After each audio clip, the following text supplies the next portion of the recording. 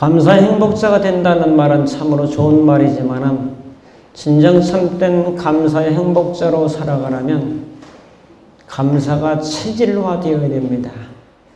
체질화되지 않은 이론과 언어는 그때뿐이에요. 삶 속에서 그것이 드러나기가 대단히 힘들다 이렇게 봅니다. 사람들은 감사한 말과 불평한 그런 일들이 비슷하게 있으면은 대개는 불평을 합니다. 사람 조금 이 타고난 자체가 부정적으로 형성되기 때문에 감사와 불평이라고 하는 조건이 있으면 감사하면 참 좋은데 먼저 불평이 먼저 나오는 것이 사람들이 가지고 있는 습성이라는 거죠. 감사를 체질화하십시오. 감사는 사탄을 단번에 물리칠 수 있는 백만대군이며 또한 정신의 감기라고 하는 우울증. 그래서 우울증은 정신적인 감기다라고 말합니다. 근데 감기는 뭐 수시로 이렇게 찾아오는 것처럼 우울한 마음은 또 시도 때도 없이 이렇게 살살 찾아오는 감기 바이러스 같은 경향들인데 이것을 이길 수 있는 것이 곧 감사의 마음이다라는 거죠. 오늘 본문 말씀은 1절에 여호와께 감사하라부터 시작하고 있어요. 자, 마지막은 그가 사모하는 영혼에게 만족을 주시며 줄인 영혼에게 좋은 것을 주심이로다라고 말씀합니다.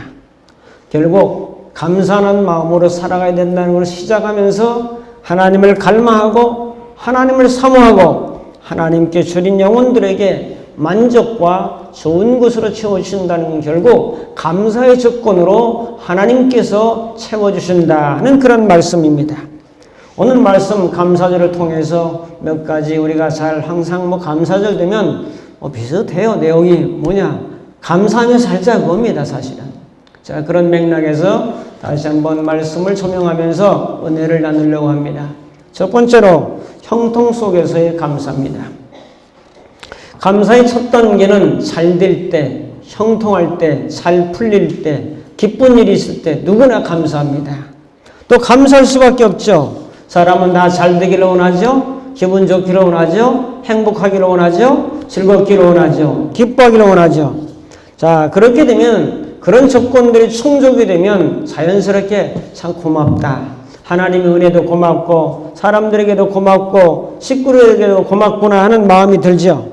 이것은 1차적인 감사라 저는 생각합니다. 1차적인 감사는 누구나 잘 할 수 있어요. 사업이 잘 되면 감사하지 않습니까? 장사가 잘 돼서 대박이 터지면은 감사한 일 아닙니까? 제가 아는 어느 집사님이 서울에 꽈배기 집을 냈는데 대박이 났다고 그러더라고요. 그 목사님이. 4사람이 꽈배기를 계속 튀겨내는데 얼마나 장사가 잘 되는지 정말 기쁜 비명이 나올 정도예요. 그럼 감사하겠죠. 집사님이니까 하나님께도 감사하고 또 여러 여건에 대해서 감사하지 않겠어요? 자, 자녀가 공부를 잘해서 1등을 해왔어요. 감사한 일 아니에요? 그것도 2등도 아니고 3등도 아니고 1등을 해네. 또 전교 1등을 해왔어. 그럼 정말 감사한 일 아니에요? 왜? 잘 됐으니까. 형통했으니까. 자녀 중에서 회사에서 인정받아 승진했다면 그 감사한 일 아닙니까? 하나님께도 감사하고 또 모든 사람들에게 감사하면서 축하합니다라고 하고 축하 파티를 하든 하지 않겠어요? 이것이 뭐냐면 잘 됐을 때, 형통했을 때 주어지는 감사라고요. 아이들이 건강하게 잘 자라고 지혜롭게 자라고 다 감사의 조건이 될 수 있는 거예요. 나라도 잘 되고 정치적으로 경제적으로 외교적으로 다 안정된다면 다 우리는 국민들은 감사할 수밖에 없는 거죠. 감사하죠. 자, 그래서 아이자 웰튼이라는 사람은 이런 말을 했어요. 하나님이 거하시는 곳 2곳이 있는데 하나는 천국이고 하나는 감사하는 마음이다. 천국이라는 것이 다른 게 아니고 감사하는 마음속에 자리 잡고 있는 삶이 천국이구나 하는 것을 느껴볼 수 있다는 거죠. 탈무드는 이런 말이 있어요. 세상에서 가장 부한 사람은 가장 많이 가진 사람이 아니라 자기가 가지고 있는 것을 감사하며 살 줄 아는 사람이다. 사랑하는 성도 여러분, 형통하고 잘 되고 잘 풀리는 가운데 감사하는 것은 1차적인 감사요, 당연한 감사다. 사람들은 잘된 것을 당연한 것으로 생각하고 공로를 자기 혼자만의 것으로 생각하는 경향도 없지 않아 있습니다. 어느 사장님이 장사를 잘해서 물건도 생산하고 거래처에 또 전달해 주면서 많은 이익을 남겨서 돈을 많이 벌었어요. 그런 것을 감사한 마음을 가져요. 신앙인이든 아니든 감사한 마음을 가져요. 근데 우리 신앙인들은 두 가지 감사를 꼭 해야 돼요. 자, 돈을 사장님이 많이 벌었다면 누구 덕분에 벌었죠? 종업원들, 직원들, 그 사람들이 열심히 땀 흘려 일어져가지고 사고 안 치고 해서 결과로 자기가 소득을 낸 거 아닙니까? 그렇다면 하나님께도 감사한 마음을 가지지만은 함께 해주고 일해주고 또 같이 가족들이 있고 식사해주고 가족 안에 뭐 자녀할 것 없이 다 합해져 가지고 아름다운 형통이라고 하는 결과를 만들어냈기 때문에 종업원들에게도 감사하고 가족에도 감사하고 하나님께도 감사하지만은 사람들에게도 감사해야 될 줄로 믿습니다. 이걸 잊어서는 안 돼요. 사람들이요, 신앙이 워낙 특심한 사람들은 하나님께만 감사한다고 생각하는데 정말 안 그래요. 제가 세월을 살면 살수록 모든 사람들의 사랑을 먹고 산다라고 늘 생각하고 말하고 있는데 사람들에게도 늘 고마운 마음을 가져야 되고 표현하는 것이 좋습니다. 이렇게 문자 하나라도 말 한마디라도. 그래서 일본 사람들 만나 욕하지만은 자, 이거 선물 하나 받았어요, 일본 사람한테. 그러면 이 사람들은 자, 그때 고맙습니다, 감사합니다죠. 다음에 만나면 자, 지난번에 주신 컵 제가 잘 사용하고 있고 얼마나 예쁘고 아름다운지 모릅니다, 고맙습니다. 근데 다음에 만나면 또 감사 인사를 또 하는 거예요. 지난번에 컵 주신 거 지금 제가 잘 사용하고 있습니다, 감사합니다. 그 감사를 한 이 정도 한대요. 그 뭐예요? 그걸 준 사람에 대해서 고맙다는 말을 표현하는 거죠. 마음속에 간직하는 것보다는 사랑은 어떨 때 더 증가돼요? 표현할 때. 감사는 어떨 때 증가돼요? 표현할 때. 한번 따라합니다. 표현할 때. 자, 감사한다라고 말하면 옆 사람 분 감사하지 않아요? 나 혼자 여기 썰렁하게 앉아있으면 얼마나 외롭겠어요. 근데 옆에 함께 예배드리고 있다는 사람 자체가 감사한 일 아닙니까? 옆 사람에게 감사합니다. 감사한 거예요. 그래서 형통이 할 때, 잘 될 때, 잘 풀릴 때, 돈 벌었을 때, 건강할 때, 뭔가 기쁨의 조건이 있을 때 나 혼자 기쁨을 자축하는 것이 아니라 함께 기쁨을 나누고 서로에게 감사하는 마음을 전달하며 사는 것은 어떨는지요? 이것이요. 바로 이것이 형통 속의 감사요. 바로 잘 되는 상황 속에서 다 모두 서로 네트워크로 연결됐기 때문에 감사의 마음을 갖는 것이 형통 속의 감사입니다. 두 번째, 2단계로 넘어갑니다. 일상 속에서의 감사입니다. 일상이라고 하는 것은 매일 반복되는 생활이 일상입니다. 제가 늘 말합니다. 평범이 비범이고 일상은 위대하다. 위대한 일만 일어나야 위대한 것이 아니고 하루하루 살아가는 것이 위대합니다. 하루하루 살아가는 것이 이적입니다. 하루하루 살아가는 것 속에 감사가 숨어 있습니다. 할렐루야. 이걸 깨달아야 돼요. 자, 일상이 거의 90%예요.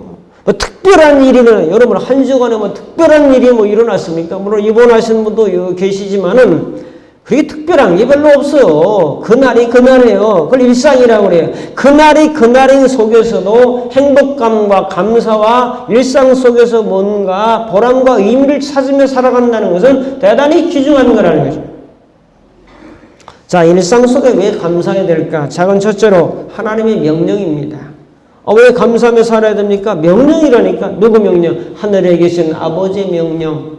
자, 살전 5장 18절에도 범사에 감사하라. 명령이잖아. 하라. 명령이잖아. 이걸 해도 되고 안 해도 되는 것이 아니라 하나님의 명령이라. 인간의 행복을 위해서, 인간의 가치를 위해서, 보람을 위해서 주시는 명령이라. 그 다음에 감사하는 자는 삶을 윤택하게 해야 돼요. 윤택한 삶을 살게 된다고. 복수는 복수를 낳고 증오는 증오를 낳지만은 감사는 이적을 만들어낸다고 제가 늘 강조합니다. 그 얘기가 뭐냐면 요한복음 6장에 물고기 5마리, 보리떡 5개, 물고기 2마리가 5,000명 장정 먹이잖아요. 근데 먹이기 전에 뭐 했어요? 기도했어요. 근데 그 기도를 뭐라고 성경이 말해요? 축사하셨다라 그래요. 축사는 다른 기도가 아니라 감사 기도예요. 감사 기도할 때 이적이 일어났습니다. 감사 기도할 때 역사가 일어났습니다. 감사 기도할 때 배고픈 사람이 충족함을 받고 기쁨을 누렸습니다. 이거예요. 그래서 감사하는 자는 삶이 쪼그라드는 것이 아니라 점점 윤택하게 된다. 여러분 해보시라고. 그 정연이 인프리 여사예요. 인프리 여사가요, 세미나에 했는데 세미나 참석한 모든 사람에게 자동차 한 대씩 선물 준다고. 진짜 자동차 한 대씩 다 선물해 준 사람이에요. 그가 청소년 때 너무 비참하게 살았던 사람이잖아요. 성포 추행당하고 성폭행당하고 그렇게 비참하게 우울증 걸리고 살았던 사람이 확 뒤바뀌었어요. 뭐가 있어 뒤바뀌었냐? 감사 일기 쓰면서 뒤바뀌었어요. 하루에 감사를 5가지 이상 해보자. 한 달, 2달, 3달, 4달 하니까 사람이 뒤바뀌었어요. 그래서 이 미국에서 뽑는 100인의 선정에 들었던 사람이고 그가 그 정도 부자가 됐고요. 온 사람에게 자동차 한 대씩 세미나 때 온 사람을 매번은 아니지만 그때 한번 그렇게 했다는 거죠. 그를 그렇게 뒤바뀐 것은 뭐예요? 감사일기. 감사하는 마음을 늘 써봤다는 거예요. 쓰는 것이 능력이에요. 쓰는 것이 은혜예요. 감사의 일기를 썼다니까. 자, 이 말을 듣는 사람은 많지만은 쓰는 사람은 지극히 적다는 것을 저도 알고 있습니다. 그래서 그 감사 위력이라는 거죠. 다음에 감사하는 자는 신앙이 성장합니다. 성숙한 신앙, 성숙한 인격, 성숙한 사람이 되려면 늘 고마운 마음, 밝은 마음, 빛의 마음, 좋은 마음으로 사는 사람 아니겠어요? 일상의 감사는 작은 감사를 반복하는 것입니다. 작은 감사예요. 큰 위대한 감사 조건이 뭐 있어요? 작은 감사예요. 밥상 앞에서 감사 기도하는 것은 일용할 양식을 주신 하나님께 대한 감사. 이 일용할 양식에서 아내나 식구나 식당에 가면 그 식당에서 일하는 주방장에 일하는 그 사람들은 노고와 땀을 통해서 내가 먹기 때문에 감사한 마음. 하루의 일을 시작하면서 하루 일과를 시작하는 하루의 출발을 하나님의 감사기도. 밀레 만종처럼 저녁에 정말 석양의 빛을 바라보며 감사기도 했던 것처럼 하루 일과를 맡기고 오늘도 내 생명을 연장하셔서 하루 일하게 하시니 감사합니다 하고 저녁에 집에 와서 기도하시겠죠? 하셔야 돼요. 일상의 감사, 이게 일상의 감사. 어디 갔다 오면 감사하고 또 어디 해외 갔다 와서도 와서 감사하고 또 어디 출타했다가 집에 이렇게 무사히 온 것도 감사하고 일상의 감사. 형통성에서는 누구나 감사할 수 있지 않아요? 외국인들은 항상 입에 붙어 있잖아요. 감사합니다, 감사합니다, 땡큐, 땡큐. 늘 감사합니다. 이게 붙어 있잖아요. 아침에 일어나도 좋은 아침이고 비가 와도 좋은 아침, 눈이 와도 좋은 아침, 흐려도 좋은 아침, 맑아도 좋은 아침. 굉장히 감사가 삶의 생활화되어 있다는 거죠. 그래서 감사가 많은 민족이 다 잘 살잖아요. 저 후진국 가면 맨날 싸우는 거라. 싸움이 많다는 거면 불평이 많다는 거예요. 불만이 많다는 거예요. 싸움이 많다는 거는. 맨날 내전하고 말이에요. 쿠데타 일으키고 죽이고. 그게 뭐죠? 감사에 상실된 결과요. 감사가 상실된 나라요. 감사가 상실된 조직이요. 공동체라는 거죠. 우리 교우들은 일상에서 평범한 그 속에서 작은 감사를 누리며 실천하며 사는 우리 모두가 되기를 주님의 이름으로 축복합니다. 이거예요. 그 다음에 감사한 자는 행복해요. 가장 행복한 사람은 일상을 감사하며 사는 사람이에요. 감사는 행복의 원천이에요. 비결이에요. 시편 기자는 시를 써서 늘 감사하고 있잖아요. 자, 감사시를 제일 많이 쓴 사람이 다윗이라고. 시편에 보면 얼마나 여호와께 감사하라, 여호와께 감사하라. 매절마다 감사가 제일 많이 나오는 시는 감사장은 시편 136편이에요. 절절마다 마지막 절까지 수십 번을 감사라고 해요. 유명한 악성 베토벤이 32살에 이제 듣지 못하게 됩니다. 그는 슬픈 편지, 세상에서 가장 슬픈 편지를 아시나요? 세상에서 가장 슬픈 편지를 썼습니다. 그것도 자기가 미리 써놓은 유서 같은 편지를 썼어요. 죽으려고 쓴 편지예요. 그게 가장 슬픈 편지예요. 뭐라고 썼냐? 나는 6년 동안 나아질 거라는 희망 속에 살았습니다. 하루하루 정말 절망의 연속이었습니다. 하지만 나는 키모리가 되었습니다. 잠시 후면은 나의 삶을 마감하게 될 것입니다. 아, 불우한 존재요. 이렇게 글을 썼다고요. 음악가가 귀가 안 들린다면 어떻게 되겠습니까? 자기가 작곡한 노래소리를 들을 수 없는 음악가라면 그건 끝난 거 아니겠습니까? 자, 이렇게 답답하고 슬픈 마음을 종이에 기록에 옮겨놨는데 그런 눈물로 하나님 앞에 기도를 올렸습니다. 오 하나님, 불우한 인생이 한 생을 마감하기 전에 온전한 기쁜 날을 하루만이라도 허락해 주십시오. 내가 작곡한 이 노래를, 이 곡을 들을 수 있도록 하루만이라도 하나님 기쁨의 날을 허락해 주십시오. 그렇게 기도하는 것이 그의 소원이었어요. 그러나 그는 이 기도를 드린 이후에 마음이 바뀌어지면서 그런 장애와 아픔 속에서도 낙심하지 않냐고 절망하지 않냐고 24년 동안 듣지 못하는 상태에서 곡을 써 내려갔습니다. 자, 듣지 못한 상태에서 쓴 곡 중에서 위대한 곡들이 참 많다는 것을 우리는 알고 있습니다. 여러분, 베토벤이 그렇게 듣고 싶어 했던 그 소리, 노래의 소리와 선율의 아름다운 소리, 우리는 오늘도 찬양 소리, 바이올린 소리, 피아노 소리, 너가 웃는 소리, 함께 이야기 소리 다 들었어요. 그게 뭐냐? 베토벤이 그렇게 듣기를 원했던 그 소리를 우리는 거의 다 들을 수 있잖아요. 들을 수 있다는 것만 해도 감사하시 바랍니다. 말할 수 있는 것도 감사하시 바랍니다. 먹을 수 있는 것도 감사한 일이요. 여러분이 뭔가 일할 수 있는 것도 감사한 일이요. 뭔가 만질 수 있고 활동할 수 있는 두 다리가 있다는 것도 일상 속에서 평범하지만은 감사할 수 있다는 거죠. 그렇게 믿으시면 아멘. 그렇게 믿고 살아야 된다는 거죠. 뭐 특별한 일이 있어야 먹고 감사하나요? 일상 속의 감사. 곽선희 목사님 이야기를 종종 인용합니다. 어떤 사람이 행복하냐? 일이 있는 사람이 행복하다. 둘째, 어떤 사람이 행복하냐? 일을 즐기는 사람이 행복하다. 그래서 여러분, 예배 드리는 것도 일이고, 기도하는 것도 일이고, 찬송하는 것도 일이고, 여러분 나가서 직장에서 일하는 것도 일이고, 다 일이에요. 저 음식 만들고 계시는데 그것도 일입니다, 여러분. 일을 즐기셔야 됩니다. 그래야 행복합니다. 세 번째, 자기가 한 일을 잊어버리는 것도 행복이라고 그랬어요. 잊어버리지 않으면 뭐가 나오지? 공치사가 나와요. 내가 너한테 그렇게 잘해줬는데, 뭘 도와줬는데, 뭘 어떻게 했는데, 너는 왜 대꾸도 안 하냐? 잊어버리라는 거예요. 그래서 자기는 자서전을 쓰지 않는다는 거예요. 자기 뭐 어렸을 때부터 뭐 다 잊어버려! 그러더라고요.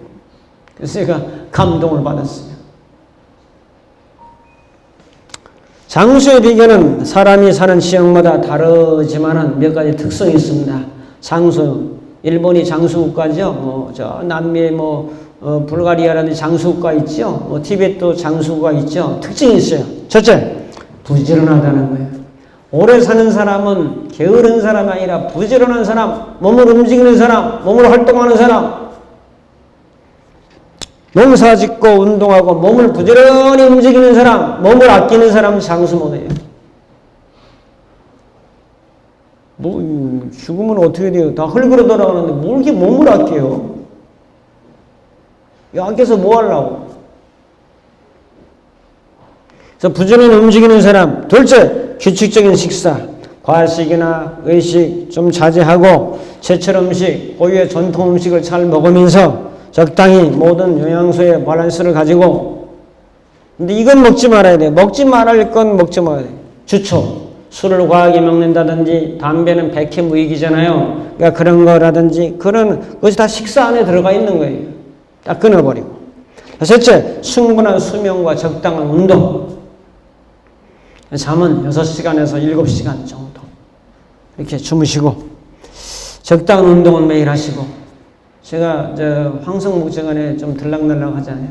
그래서 서예도 하고 이렇게 하느라고 왔다 갔다 하는데, 가끔 점심도 얻어먹고, 얻어먹는 길에 싸게 먹는 거지, 2,000원에 먹으니까. 근데 딱 달라요. 60대, 70대, 80대, 90대가 완전히 달라요. 언제 문제냐? 80대 이후. 80대 이후는, 저분 80 넘으셨네. 딱 알아. 왜? 걷는 게 틀려. 교회에서도 지금 80 넘으신 분은 딱 틀려요. 그래, 오늘 권사님이, 아이고, 목사님 60대 다르고 70대 다르고, 한 해 한 해가 다르대. 한 해 한 해가 다르대. 여러분, 80대에서도 꼿꼿하게 잘 다니시려면 몸을 스트레칭을 많이 하셔야 돼요. 그래서 제가 늘 그러잖아요. 요 팔 다요? 이렇게. 어떤 사람은 안다. 손바닥도 안다. 또 이렇게 앉아서 다리 쭉 펴고 머리 다요? 안다. 80 넘어도 다야 돼요. 어떻게 다요? 1년만 하면 다 다요. 1년만 계속 하시면 몸이 굳어요. 마음은 청춘이라며 80대 돼도 마음은 청춘이 이빨 청춘인데 몸이 말을 안 듣는데 어떡할 거예요? 기성문 자매가 요가 몇 년 했다고 그래서 점심때 식사하고 거기서 요가 좀 하라고 2층에서 따뜻하잖아요. 얘기만, 입만 가지고 하지 마시고 몸으로 이제 움직여라. 또 안 가르치더라고. 기순이 내가 할까 지금 그런 생각을 하고 있어요. 다 모여라. 점심 먹고 뭐하냐. 어디 가냐 다. 몸을 풀어줘야죠. 몸을 가만히만 있으니까 걷기한데 걷기만 하고 되는 게 아니에요. 몸이라는 건 이게 뼈가 204개에다가 오장육부에다가 혈액이 10만 킬로가 넘고 신경이나 이런 게 다 있네. 몸이 굳어가잖아요. 그것이 60대, 70대, 80대 저는 여러분들이 80대 돼도 막 몸이 그냥 오징어처럼 왔다 갔다 하면 좋겠어요. 몸이 굳어버렸어요. 그래서 적당한 운동이 필요해요. 그 다음에 마지막으로 장수 비결이 뭐냐면 감사와 긍정적인 마음이에요. 장수하는 사람들을 보니까 상당히 낙천적이다, 긍정적이다, 소망적이다, 감사적이다. 그런 마음을 가지고 산다는 거죠. 자, 그럼 세 번째로 고난 속에서 감사합니다. 야, 지금까지는 괜찮아. 일상 속의 감사도 괜찮은데 할만한데, 자, 고난 속의 감사가 제일 어려워요. 자, 요나서 2장 9절에 보면 요나가 그런 말을 합니다. 나는 감사하는 목소리로 주께 제사를 드리며 소원을 주께 갚겠나이다. 물고기 뱃속에서 감사 기도하고 있어요. 이거 말이 돼요? 물고기 뱃속에서 무슨 감사 기도가 돼요? 이리 이고 저리 들어가고 막 이리 굴러가 저리 굴러. 물고기도 이거 큰 물고기가 뭐 하나 잘못 상처가지고 요나가 회개한다고 막 그러지, 감사 기도한다고 그러지, 이리 둥글 저리 둥글하지. 물고기도 힘들고 요나도 힘들고. 그래서 요나가 멀미를 했는데 무슨 멀미? 물고기 멀미. 배 타고 멀미하는 거는 배 멀미. 차 타고 멀미하는 거는 차 멀미. 비행기 타고 멀미하는 건 비행기 멀미. 물고기 뱃속에서 멀미하고 있잖아요, 지금요. 그거 제대로 있었다고 보세요? 3일 동안에 있었는데, 머지럽죠. 구토하지 마. 그 속에서 하나님 감사합니다. 이야, 놀라운 기도죠. 그게 고난 속의 기도, 고난 속의 감사, 고난 속의 또한 기도예요. 자, 다니엘서 6장 10절에 보면은, 다니엘이 만약에 기도하면 왕의 이름 말고 다른 신의 이름으로 기도하면 사자굴 속에 넣겠다라고 선언했거든요. 자, 느부갓네살이 바벨론 포로 잡혀갔을 때 근데도 예루살렘을 향해서 창문을 열어놓고 뭐 했어요? 감사기도 했어요. 하루 3번씩 무릎을 꿇고 하나님께 감사하였더라. 이야, 정말 존경스러워요. 그냥 이런 말씀 읽다가 지나가면 무릎을 꿇고 감사해야 돼요. 이야, 이런 분이 계시다니. 자기 목숨 걸고 감사한 거지. 이걸 목숨 건 감사기도라고 그래요. 왜 또 문을 열어 조용히 닫고 조용히 기도하지? 저 같은 문을 닫고 하나님 아버지 감사합니다. 이랬을 거예요. 근데 문을 열고 다른 사람이 들을 수 있어. 그래서 들었잖아요. 봤잖아요. 그리고 고발당하잖아요. 사자굴 속에 진짜 쳐 넣잖아요. 근데 감사는 이적을 만들어낸다고 그랬죠? 이런 배짱과 믿음을 가진 감사 기도는 사자도 입을 다물고 사자도 다니엘을 삼키지 못했잖아요. 너무나 잘 알잖아요. 그게 고난 속에서도 감사하는 감사 기도더라. 여러분, 혹시 고난을 당할지라도 그 속에서 감사의 조건을 찾아보면서 감사하는 신앙으로 사실을 주의하고 축복합니다. 이 위대한 감사라고요. 어렵지 않은 사람이 어디가 있어? 힘들지 않은 사람이 어디가 있어요? 다 힘들었지. 그래서 제가 연세 많으신 분들을 항상 존경합니다. 80대는 제가 더 존경하고, 왜? 이렇게 험한 세월을 80년 동안 살아 건지하고 계신다는 것만 해도 저는 너무나 고맙고 감사하는 마음을 느낀다고. 저보다 60대 넘으면 저는 다 존경해요. 그 사람이 어떤 사람이 잘났든 못났든 간에 이 험한 세월을 60년 이상 살아 견디고 꿋꿋하게 살아 계시고 건지하시다니 감사한 일 아니에요? 왜? 고난을 헤쳤다는 거죠. 고난을 이겼다는 거죠. 고난을 승리하면서 여기까지 살아오셨다는 거죠. 자, 그래서 어려울 때 감사하는 건 진짜 감사예요. 어려운 감사지만은 그게 위대한 감사예요. 그 역사가 있어요. 일본에 도쿠나카라는 사람이 있었는데 도쿠나카가 5가지 감사를 해서 유명한 사람이 있어요. 자, 얼마나 가난했던지 쌀이 없어가지고 쌀가게 할아버지가 쌀 4마리를 빌려줬어요. 꿔준 거예요. 잘 모셔놨는데 그 밤에 도선생이 와가지고 이 쌀 4마리를 홀딱 가져가 버렸어요. 아침에 밥 하려고 보니까 쌀 어디다 뒀어요? 거기 놨잖아. 없는데요? 아내가 어떤 말이 돼요? 하나님 아버지 감사합니다. 그랬겠어요? 여성분들은 감정이 좀 기복이 심하기 때문에 좋을 때는 감사합니다. 감사는 더 잘해요. 그러다가 안 좋으면 감사하사 뒤바뀌어버려요. 그래서 남편 보고 막 바가지를 긁는 거죠. 제대로 안 넣고 막 그래가지고 도둑 맞았다고. 그런데 이 도쿠나카가 감사를 5가지 했어요. 첫째, 우리처럼 가난한 사람에게도 쌀을 예상으로 줄 수 있는 신용이 있다는 것이 얼마나 감사하냐. 할아버지는 또 왔을 거야. 아무도 없으니까. 둘째, 예상으로 사온 물건이지만 남의 것이 아닌 내 것을 도둑 맞은 것이 얼마나 감사하냐. 여기 받아왔으니까 내 거잖아요.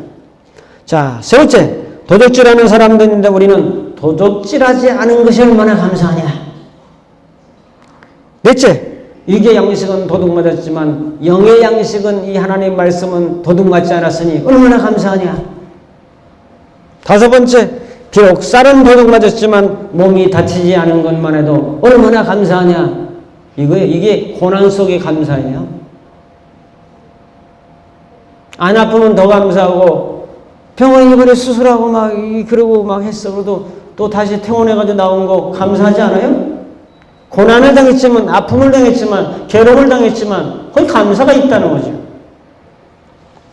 자, 그래서 고난 속에도 감사의 조건을 찾아보는 거예요. 쌀 도둑 맞은 게 뭐 감사해요? 감사 안 하죠. 그러나 이 사람이 의미를 다르게 바꿨다는 거예요. 이걸 잘해야 돼요. 몸이 안 다친 거, 영혼이 도둑 안 맞은 거, 이거 내가 도둑놈으로 안 산 거, 얼마나 감사하고, 의미를 부여해야지요. 의미를 부여하지 않으면, 감사는 뭔 감사해? 쌀 꽂아 먹는 사람이 감사해요? 이런 거예요.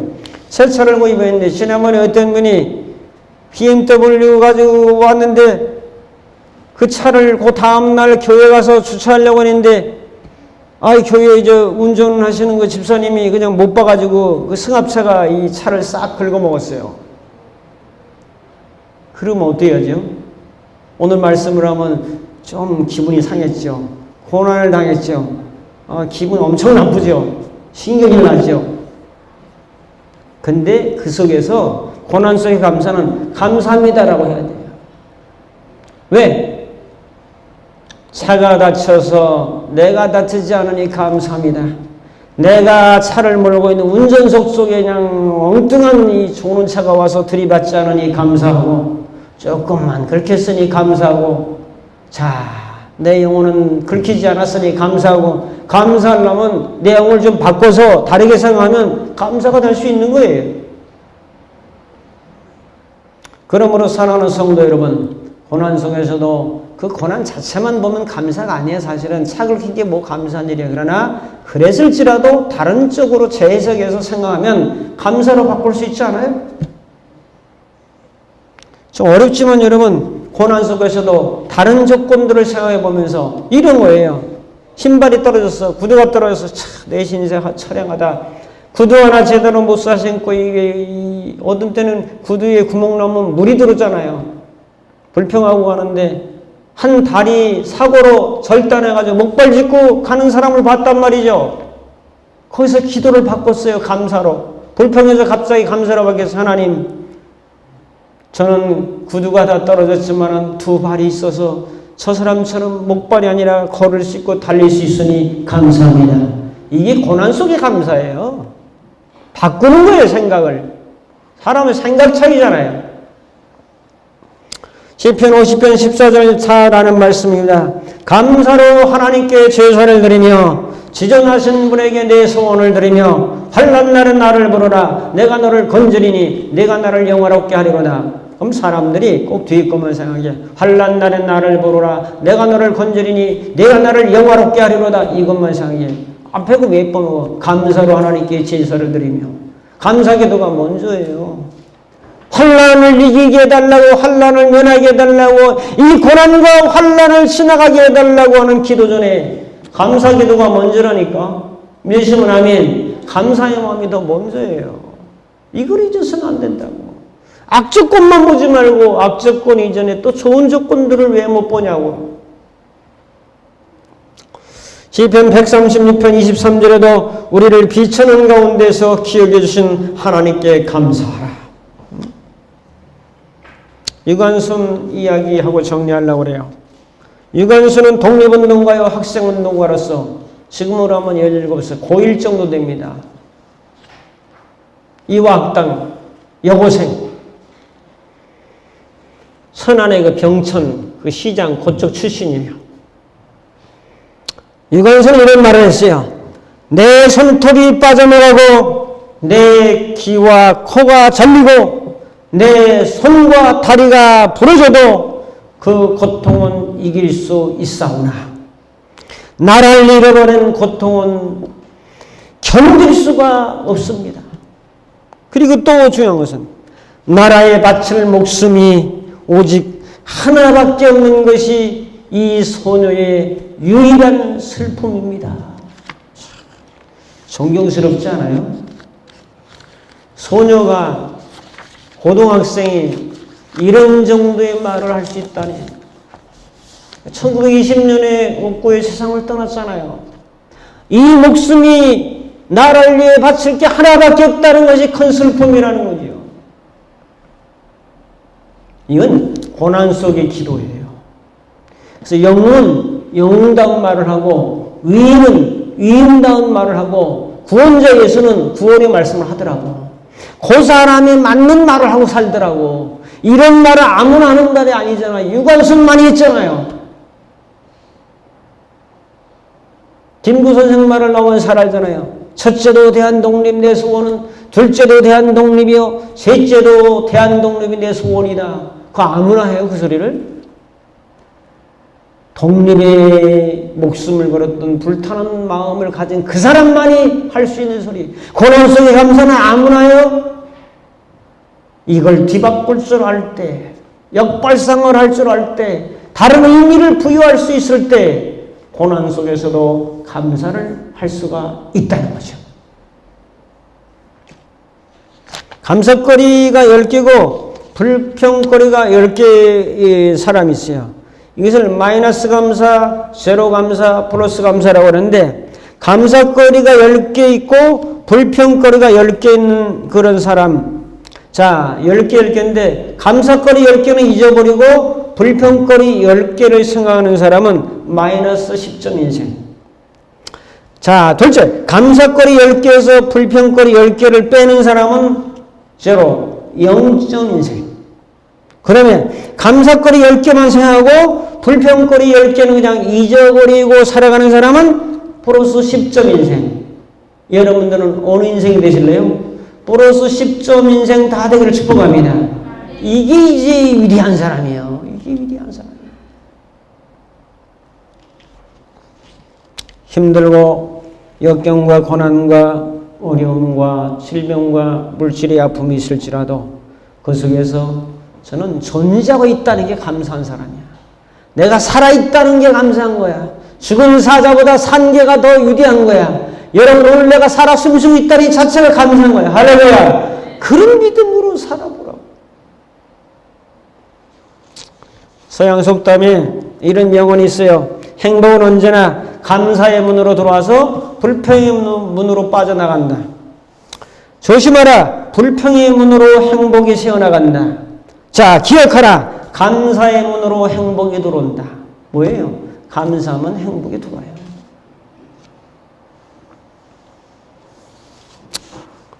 이런 은혜로 살아가는 우리 모든 교우들, 처음 오신 분 딱 한 분 계시네.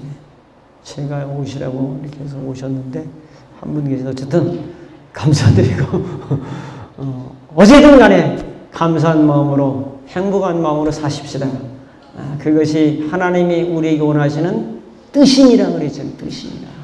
자, 그런 은혜로 승리하는 우리가 모두가 되기를 주님의 이름으로 축복합니다. 기도하겠습니다. 고마우신 아버지 하나님, 형통 속에도 감사